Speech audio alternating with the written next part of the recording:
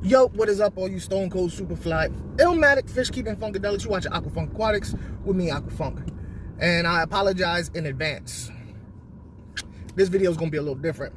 If you follow my channel, you know that I'm not one for hell, fire, and brimstone and rants and all that, and I'm gonna try my hardest not to turn this into a rant.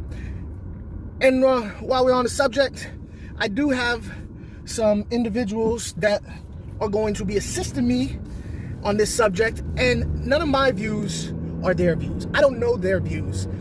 So what I say is my personal opinion, not anyone else's. I don't speak for anyone else. I'm just speaking for myself. And I gotta talk about dragon bettas and how upset I am at some of the things that I've learned about dragon bettas. Now, I'm not a betta expert. I've had bettas, but I've never really got into the nitty gritty of bettas. You know, I could keep fish, I've kept bettas, but as far as I'm not at that like I am with angelfish with bettas. But I have learned some stuff, and I'm really upset about it. I ain't gonna lie to you. So okay, angelfish, right? There's some angelfish breeders out there that do something that I don't really appreciate, and that is, for instance, the super veiled angelfish. The tails are so long that it actually droops down, putting a lot of stress at the base of their tail. Now, I'm against breeding betta fish. Sorry, I'm against breeding angelfish with by selectively breeding them to the point where they have a physical abnormality. But in the case of the veiled angelfish, they can still live a normal life. They just have a little extra trouble getting around because of their tail. Now, when it comes to the point of selectively breeding a betta fish to the point where it's physically handicapped to where it cannot live a normal life, even a little bit normal life, it makes everyday life a struggle to survive. I have an issue with that. I really do. I have two dragon betta fish, a male and a female, and I was gonna use them as breeders, and I've stopped. And some people wondered how come I haven't gone further with my breeding. And the reason, and I'm gonna tell you the reason why it's coming down. Ultimately, there's a lot of reasons.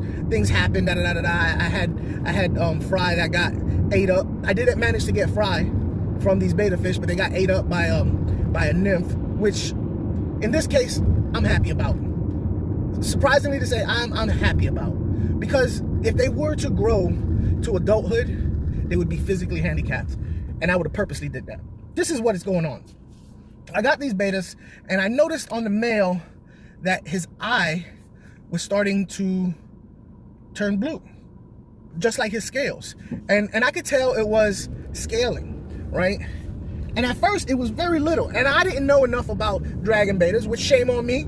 I should have done more research, but here's the thing. I didn't know that this was a thing. So how am I gonna research something that I don't know exists? It's called dragon eye. Anyway, it started covering his eye, and over time it got more and more. I thought, surely it'll stop, because I've never heard of this before. So I figured, this is what dragon bettas do. At one point, I figured that the scaling over the eye was kind of like a chameleon's eye, where it's got, skin over that except for its pupil. And I thought it would stop, and it didn't. In fact, it covered the entire eye. So me not knowing much about it, I contacted Big Tank Hank. Great channel. You guys need to subscribe to him. He's doing great things. And this is what he told me. It's your boy, Big Tank Hank, coming at you with a beta fact moment. Thank you, Funk, for this opportunity. Subject today is diamond eye, dragon eye, or snake eye. Whatever words you use for it, it's an anomaly that usually only happens in dragon scale bettas. It's where the scales grow over the eye and causes partial to full blindness in these fish. It is something to be concerned about. It doesn't happen very, very often, but this particular type of splendid does seem to have these problems. Dragon scale is described by metallic overlay from the top of the fish, caudal fin area, down towards the pectoral, never to go underneath the bottom line of the fish. Those scales look as though he has a metallic jacket on, and they extend over the top of the head. And when it covers the face, looking like a mask, that can also be called a samurai. Now, no one really knows what causes the scales to cover the eye. Some say an irritation on the eyeball makes the eye start to create a protective covering and the scales come over. No one really knows that though, so don't bet any money on it for me, but I'm just giving you the information that I know. There's no way to really tell what fish is going to develop diamond eye. It is genetic because these fish were bred to have those scale coatings to look like that. But there's no way to tell what fish to breed, what fish you can or can't breed. You can't blame a better breeder for poor genetics, because in order to make this fish, it is what it is. They usually charge a little bit more because this is a robust and beautiful fish. They charge you more for it and you end up possibly with a blind fish. But that's just my opinion on it. Don't hold that against me either. So when you have these fish, it's up to you whether you decide to breed them and make more of them, because they are beautiful. I do say so myself. That'll be it for a Betta Fact moment. Back to you, Funk.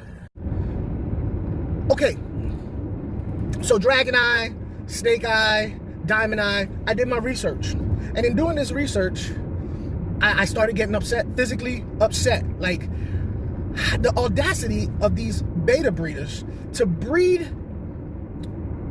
a strain, a morph of betas, which is extremely possible that these betas are going to become blind because of it.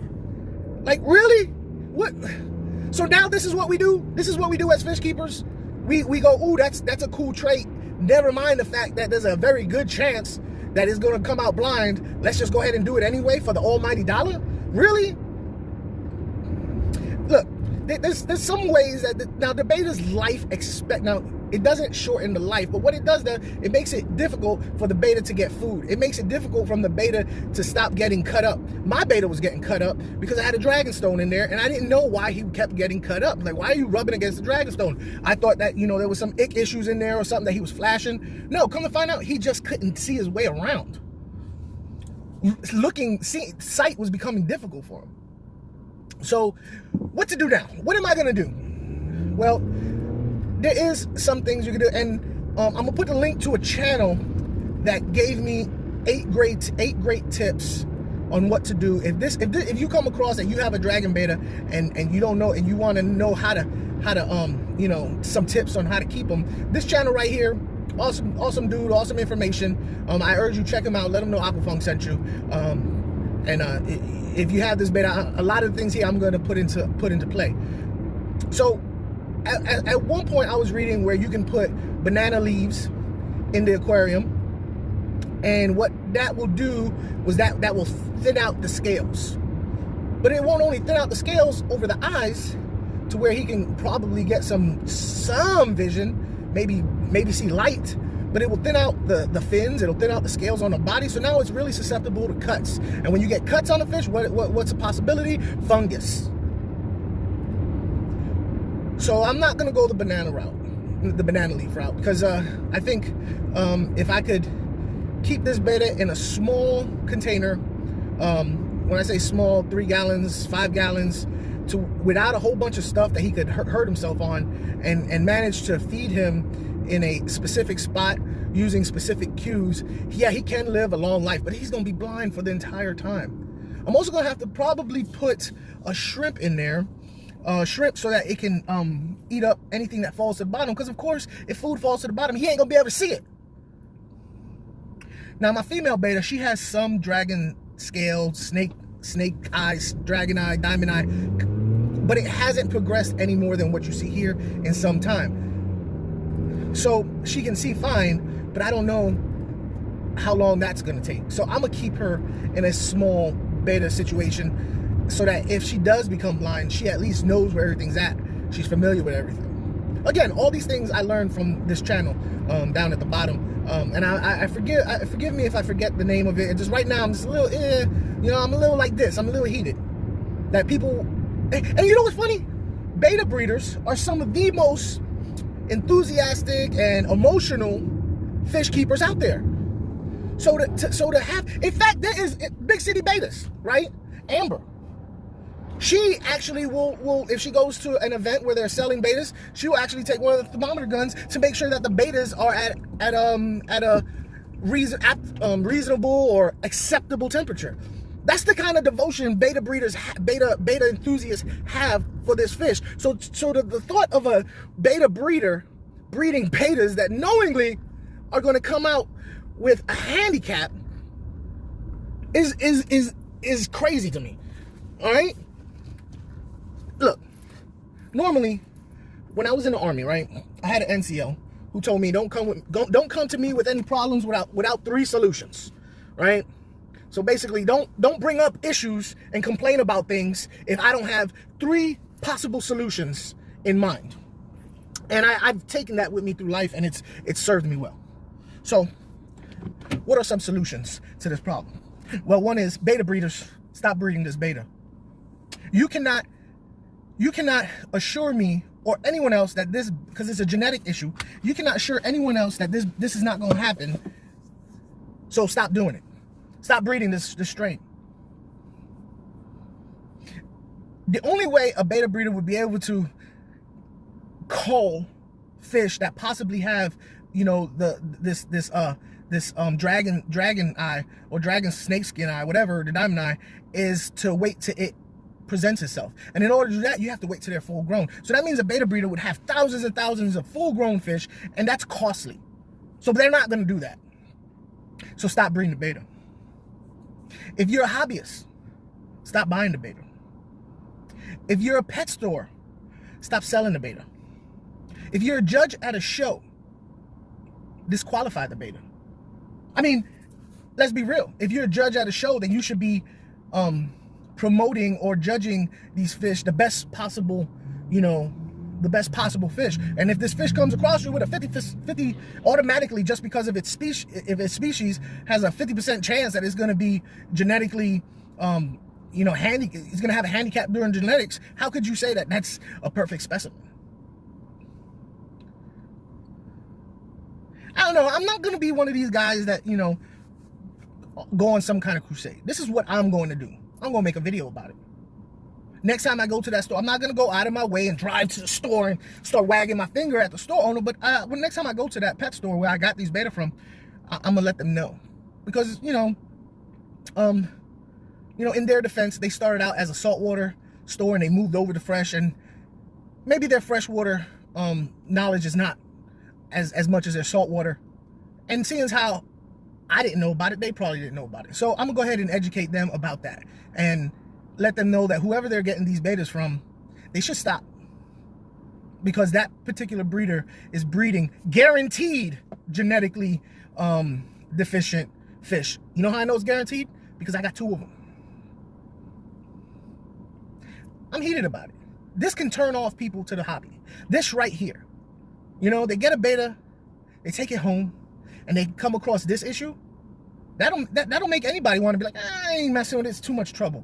And people want to, oh, it's not that much trouble. These people are running into this issue. Yes, it is trouble. It would make me, if I was just starting out, it would make me, you know, kind of have a bad taste in my mouth to keeping fish. All because of the almighty dollar. They know, these breeders know that this is a real possibility, and they're still doing it because they want that quick money. That's enough for me in my soapbox. Let me know if you came across it. And I know I'm probably going to rub a couple people the wrong way with this.